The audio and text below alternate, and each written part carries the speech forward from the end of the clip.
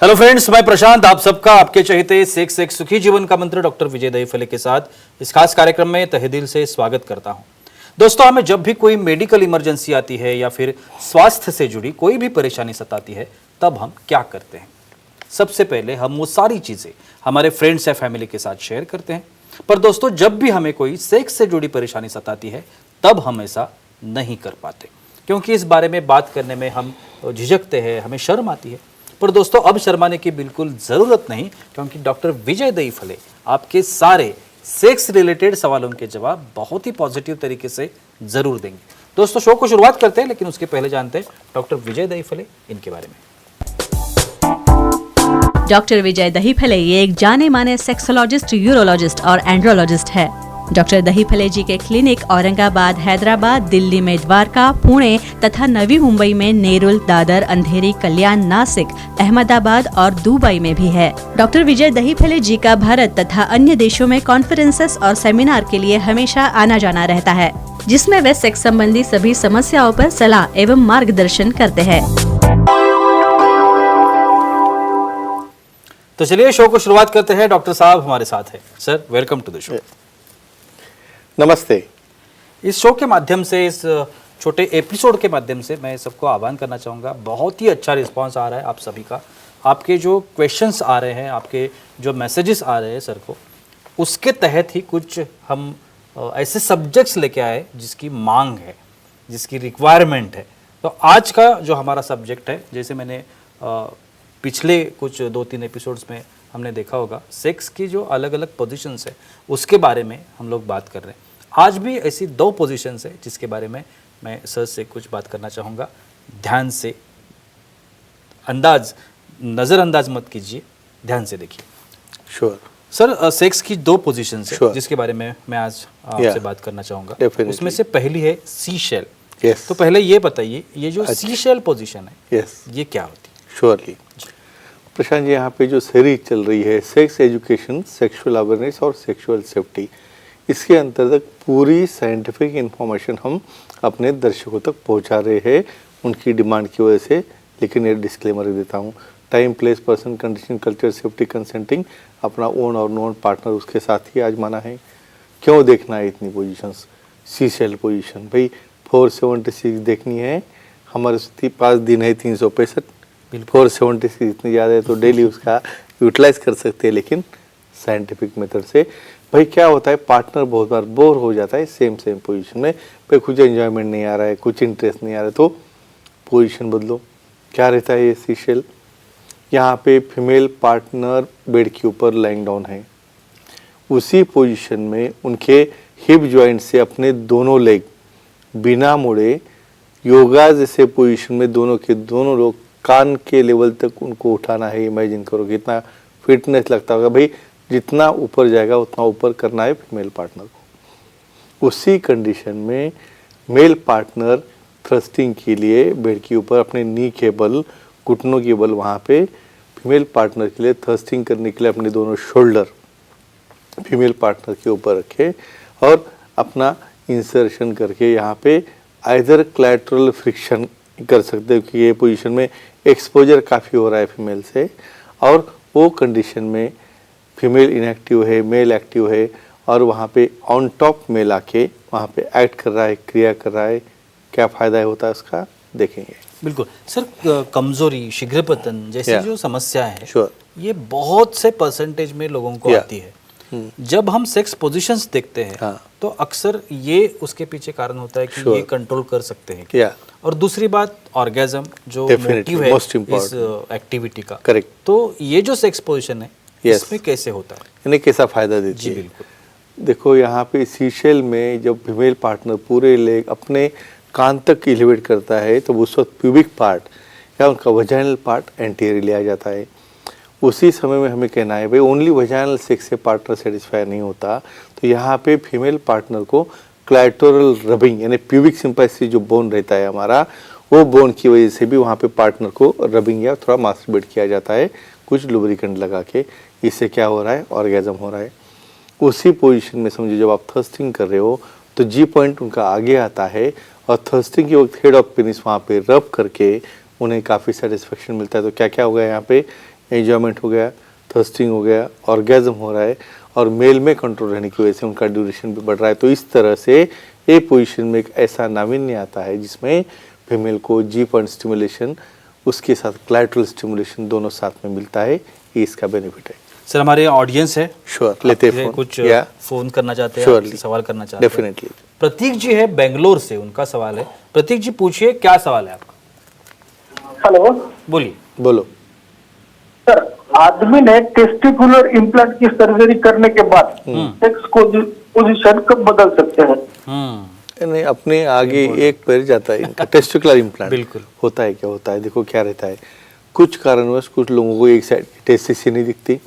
एक तो समझो कुछ कभी खेलते वक्त क्रिकेट का बॉल लग गया या कुछ कहाँ पे हिट हो गया तो हो गई छोटी, तो फीमेल पार्टनर बोलती है सर इसको एक ही है, दूसरा है ही नहीं, ऑब्जेक्शन लेते हैं। तो उनको कॉस्मेटिकली भी उसको अच्छा दिखना चाहिए, तो उसमें लाते हैं सिलिकॉन का टेस्टिकुलर इम्प्लांट।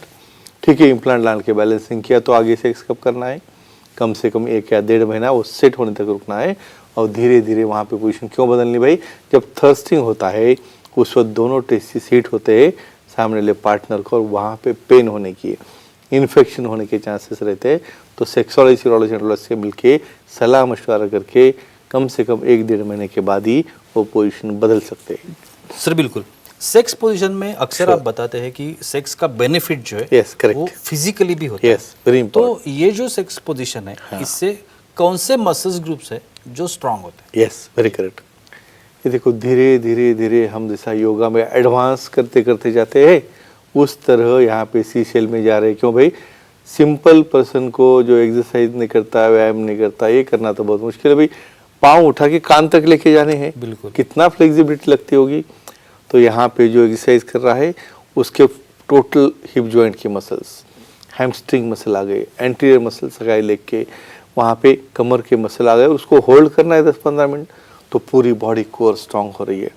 यहाँ मेल को भी हाथ से होल्ड करके कुछ डिस्टेंस रख के थर्स्टिंग करना है, तो उसके काफ और लेग मसल्स फिट हो रहे। तो इससे क्या फ़ायदा हो रहा है, कैलोरीज बर्न हो रहे, बॉडी शेप में आ रही है और वहाँ पे मसल भी बिल्डअप हो रहे हैं। तो ये फ़ायदा है इस एक्सपोजिशन का एक्सरसाइज के जैसा। बिल्कुल। और एक पोजीशन है जिसे अक्सर हम लोग बटर चूर्नर पोजीशन के नाम से जानते Very हैं। nice, तो ये correct. जो बटर चूर्नर पोजीशन है, ये क्या है? नाम में आता है बटर चर्नर। जी। इन शॉर्ट बोलता हूँ, बटर चर्नर में समझो बटर का पीस लिया और कॉर्नर से हम उसको वन बाय कट कर रहे हैं, ऐसा बटर चर्नर का वो एक्शन रहता है भाई। पुराने ज़माने में उसको कट करते थे चाकू से।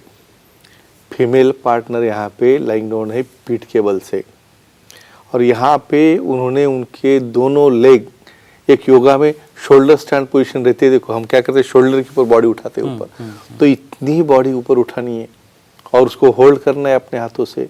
और वहाँ पे स्क्वाटिंग, यानी मेल पार्टनर क्या कर रहा है भाई, जैसा स्क्वाटिंग करके वहाँ पे बैठ रहा है और उसके अवयव की डायरेक्शन यहाँ पे बदल के वहाँ पे इंसर्ट करके भाई उसे थर्स्टिंग करना है। तो देखो कैसी पोजीशन हो गई योगा से भी बढ़कर।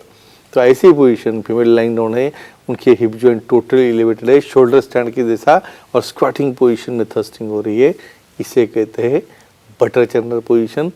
और क्या फायदा देती है देखते हैं। और सर हमारे साथ फीमेल ऑडियंस भी है, Sure, लेते। उनका भी सवाल है। Correct. साक्षी जी है अंधेरी मुंबई से, उनका सवाल है। साक्षी जी पूछिए, क्या सवाल है आपका? बोलिए। सर, ग्लूटेल इम्प्लांट सर्जरी करने के बाद कब सेक्स पोजीशन बदल सकते हैं, तो जानकारी दीजिए।